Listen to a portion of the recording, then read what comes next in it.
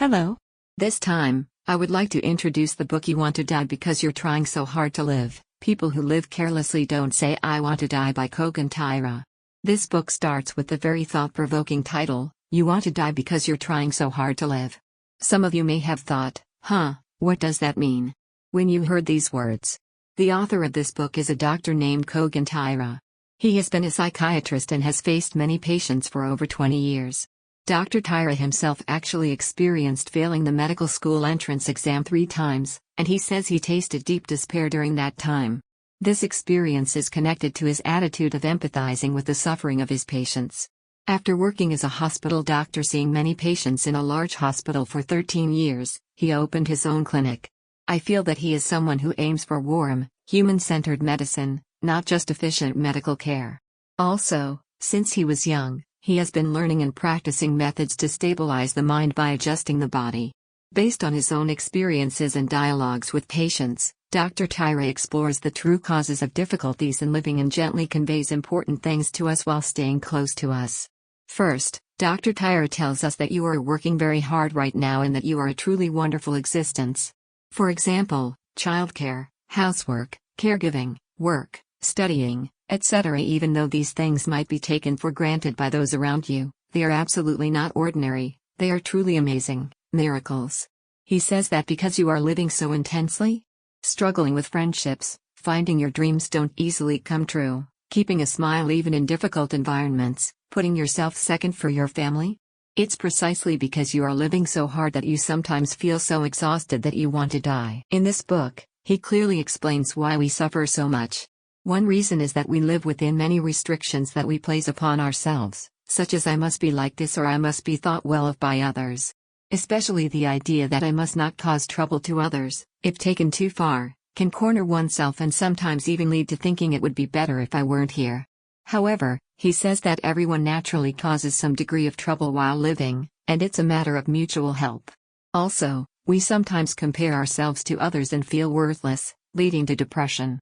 But he says that this is like an illusion created by our relationship with the surrounding environment, and your original value hasn't changed at all. Whether someone is a good person or a bad person is also something ambiguous that changes depending on the perspective from which you look at them. Dr. Taira says that negative feelings like anxiety and melancholy that we feel are actually not abnormal, they are natural reactions to protect ourselves from danger, in other words, normal abilities. In the wild, you can escape and survive by thinking negatively, like it's a lion. At a slight sound. Similarly, our bodies also suppress motivation when we overwork ourselves or issue warnings to signal danger. They are SOS signals from an overworked body. And what is particularly impressive in this book is the true wish hidden behind the feeling of wanting to die. Among the patients Dr. Taira has seen, there was a young man whose desire to be acknowledged by his father was so strong that he unconsciously thought that dying was the only way he could surpass his father. Behind the words I want to die, a desperate wish is sometimes hidden, such as I want to live. I want to be understood, or I want to be acknowledged. When living, there are not only joys but also many hardships and difficulties. Dr. Taira likens this to life being made up of 2 types, consuming joy, easy but no sense of achievement, and producing joy. Difficult process but a sense of achievement. You cannot be fulfilled by just one, and confusing them leads to a feeling of emptiness. Life is like a difficult game or a spiral staircase. It's precisely because you feel it's hard that you find fun and achievement when you overcome it. And even if you run into similar challenges, it's proof that you are now able to see life from a higher perspective than before. When staying close to someone, instead of getting on their roller coaster and being tossed around with him, it's better to stay on your merry-go-round. Cherish your own well-being, and support them within your capabilities. If you sacrifice too much of yourself, everyone ends up exhausted. And he strongly urges that the feeling of self-blame, especially guilt, is a very strong emotion that makes both yourself and those around you unhappy, so it's okay to let go of it. When you feel you lack confidence, instead of waiting for confidence to build up before acting, first take ridiculously small steps and take action. Failure is not the end, it is valuable experience in realizing that this method doesn't work. Reading this book makes you realize that your feelings and states that you previously thought were dameda, no good, were actually normal, a result of trying too hard, or natural reactions to protect your body.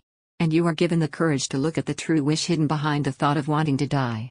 If you are currently suffering from living, it is proof that you are exceptionally serious and trying your hardest.